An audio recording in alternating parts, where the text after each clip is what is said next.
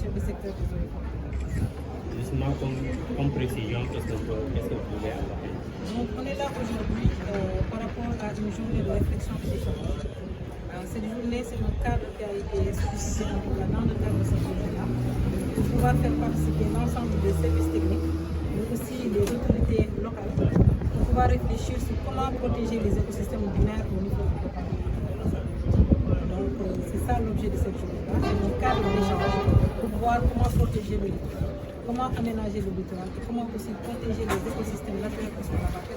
La vente de filao, mais aussi des lacs qui se trouvent au niveau de cet espace. Nous, en tant que service technique, on va laisser le soin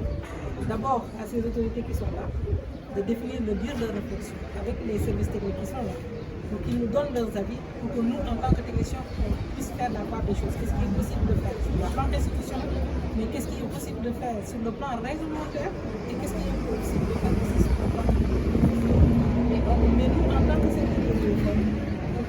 comme on l'a toujours dit, c'est l'aménagement de la famille. Donc ça a été comme lors de nos conférences, il existait un plan d'aménagement, mais qui n'a pas été abouti. Donc il faut reprendre le plan d'aménagement, il a un début et une fin. Donc il faut voir comment réviser ce plan d'aménagement-là en y incorporant les lotissements qui sont en train de être en y impliquant les lacs, en y impliquant aussi les nouveaux espaces qui ont été restaurés par le service des eaux et forêts. Donc voir quel compromis on peut faire entre ces différents aspects-là pour pouvoir offrir une durabilité à cet écosystème qui est très important. Mais vous, en tant que service eaux et forêts, qu'est-ce que vous avez en train de faire pour protéger les écosystèmes? On a déjà commencé à travailler sur cela en développant ce qu'on appelle la foresterie urbaine. Et c'est dans ce projet-là qu'on a mis en place ce projet de réhabilitation et de restauration de la côte nord de Kermassar, et qui prend en compte le reverdissement et la restauration des zones qui sont délimitées pour pouvoir fixer les dunes et protéger aussi les infrastructures telles que la baie des Trois. Donc il y a des îlots qui sont mis en place. Parce que comme vous le savez, comme le président l'a dit, nous avons commencé le projet en juin 2024. Et dans la première phase du projet, dans la première année, on nous avait demandé de mettre en place 6 îlots. Ces 6 îlots sont déjà effectués, protégés et ils sont en train d'être suivis. Donc on attend d'entamer la deuxième année, Inch'Allah, pour pouvoir faire le reste de ces îlots. Mais au-delà aussi de l'aménagement des îlots, nous faisons ce qu'on appelle aussi de la réhabilitation au niveau des axes, au niveau du département de Kermassar, des écoles et des édifices publics. Donc on fait de la foresterie urbaine pure et dure.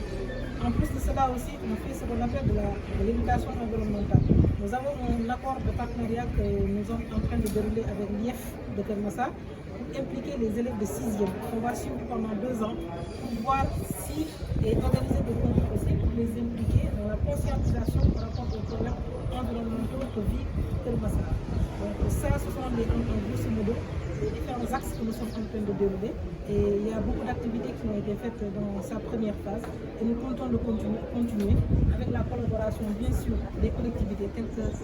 la commune de Malika et la commune de Yeumbeul, en association avec les femmes et les jeunes. Parce que quand on parle de reverdissement, ce n'est pas seulement là. Il y a aussi l'agriculture urbaine, donc raison pour laquelle vous voyez des associations qui viennent s'ajouter pour faire du micro-jardinage, essayer de pouvoir optimiser les espaces qui sont au niveau de Kermassar en y plantant des arbres, mais aussi en créant des ressources financières à travers le micro-jardinage qui sont faites par ces familles. Inch'Allah. Commandant Seydou Diofal di jiite Eaux et Forêts bi fii ci département de Kermassar. Donc tey li ñu fi indi woon mooy boole les différentes parties prenantes mooy telles que les services techniques, la société civile, les universitaires ci xalaat bi ñu mën a xalaat ñun ñëpp ñu booloo xalaat naka la ñu war a def ba sàmm le littoral au niveau de Kermassar. Donc cadre d'échange local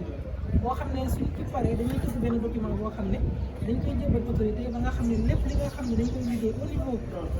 national ñu boole si xalaat bi nga xam ne waa Kër Massar am nañ ko population Kër Massar moo koy def ñu wax ne service yi ñoo toog xalaat def lii déedéet dañuy wax ne bi koy def de délégué de quartier yi bokk na ci universitaires yi bokk na ci les services techniques des eaux et forêts de l'environnement mais aussi de l'urbanisme bokk na si mais société bi en général mooy la population de Kër Massar toog nañ xalaat naka la ñu war a def ba nga xam ne lee mooy xam ne littoral bi la bande de filao bi lag la ak aussi population bu mu jege naka lañ war a def pour ci harmonie ba nga xam ne dañu am yàq-yàq bi ñuy def ci alam loolu moo ñu tamit moo toog xalaat weccante xalaat ba pare nag boole liggéey bi ba nga xam ne protection littoral bi dina gën a mën a durable dina gën a mën a mais nan ngeen ñun en tant que service des eaux et forêts comme ni ko yàgg di waxee mooy def aménagement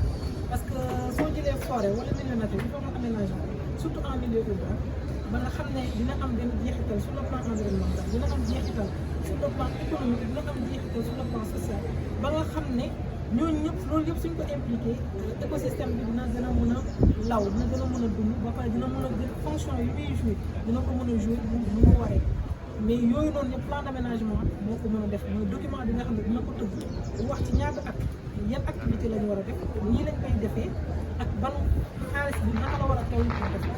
loolu suñ ko defee dina mën a boole yëpp parce que sooy def plan d' aménagement bu yow technicien rek ngay wax dafa am partie boo xam ne yow technicien bi dangay wax mais am na beneen partie boo xam ne da nga koy bàyyi population mooy l'aspect social et économique ñoom ñu wax seen xalaat nga boole yow sa technicité ak population bi li mu xalaat nga xool nu ñu koy boole ba tëgg li nga xam ne dafay gën a mën mais yéen service de eaux et forêts bu sa département bi la ngeen nekk instant bii nii ñu ngi def dans le cadre de ce projet là ñu ngi def ce qu'on appelle le reverdissement urbain à travers des îlots qui sont installés au niveau du littoral pour pouvoir fixer les bulles mooy saabu bi nga xam ne suuf si nga xam ne dafay bouger il faut que ñu téye ko ba nga xam ne dina protéger ci avancée géej gi mais tamit dinañ protéger ñi nga xam ne ñoo ci ginnaaw tali bi muy tali bi ak ñu nekk ci ginnaaw ko donc njëmbat boobu noonu loolu njëriñ boobu la am mais yemuñu ci loolu lépp li nga xam ne aussi forestier urbain la ñu jëmbat garab ci biir réewum taax ñu koy def di ko def jaarale ci yoon bi di ko jaarale ci école yi di ko jaarale aussi ci édifice public yi loolu soo gisee ñu koy def c'est dañoo bëgg a am benn équilibre entre alam bi ak dëkkuwaay donc loolu yëpp da ciy participer mais suñu jàllee ci loolu tamit dañuy def éducation environnementale mais dañuy wax dugg ci école yi wax ak xale yi pour ñu gën a mën a am lu ñuy wax conscience citoyenneté environnementale parce que xale yi ñooy suba ñoom ñooy nekk magu ëllëg te ñoom ñoo war a jiite ëllëg donc ñooñu suñu demee si passage ñu xam lan mooy njëriñu environnement ñoom dinañ gën a mën a jël ay décisions yu gën a baax que ñun ñu jël instant bi. commandant gis nañ ne première menace bi njëkk ci littoral bi état central la tey est-ce que yéen eaux et forêts bokk impliqué leen ne ci liggéey yu ni mel pour que bu ñuy déclassé yéen ngeen mën ci addu pour soo waxee état rek boole nañu ci. waaw mais parce que l'administratif l'administration et l'état on est solidaire donc lu ñuy mën a wax par rapport ak la responsabilité moi je dis que c'est partagé moo tax waxtaan bi am solo am na ñoo xam ne état la ñuy gis man suñu moom laajoon sama xalaat dama ne ñëpp bokk nañ ci parce que état su mu nee di doxal c'est parce que réew moo ko jox pouvoir boobu noonu réew su ne man lii laa bëgg état loolu la war a doxal donc nañ suñu waxantee dëgg nañ waxante dëgg entre ñun il faut waxoon ne am nga kër fële est-ce que di nga wax déet donc il faut que état liggéey ba nga xam ne yow su ne la fépp nga fa kër nga ne déedéet man ne damaa bëgg a préférer mu am benn zone de récréation bi nga xam ne man sama njaboot dinañ ko mën dem mais tamit sama bien-être mooy sama santé tamit dinaa ko ci am te loolu noonu population bu su demee ba xam loolu ba xam importance bi ku fa bëgg a dem état sax su waxoon ne man dama fay déplacer du ko mën a def parce que population boobu ci boppam mooy ne lépp lii du am mais soo gisee lii am jeexital ni ñuy def lii c'est parce que d'une certaine manière ñun ñi nga xam ne ñun ñoo fa dëkk dañuy def ñoo nekk donc il faut que les gens apprennent à il faut que ñu communiquer pour wax nit ñi lan mooy importance de protéger le littoral parce que dafa am jeexital ci suñu santé te gëm naa ne santé moo ëpp solo ci loolu donc il faut que li ñuy déclassé foofu aussi laalewul dara ak projet bi déedéet effectivement c'est une excellente question c'est-à-dire ñu bëri suñu déggee projet pour ñu ak foofu déclassé nañ déedéet projet bi ñu koy def sur une distance de 40 kilomètres mooy c'est 4 kilomètres mu ngi séparé entre la VDN 3 et la mer côté boobu noonu am na 44 hectares yi nga xam ne ñoo ko classé ba tey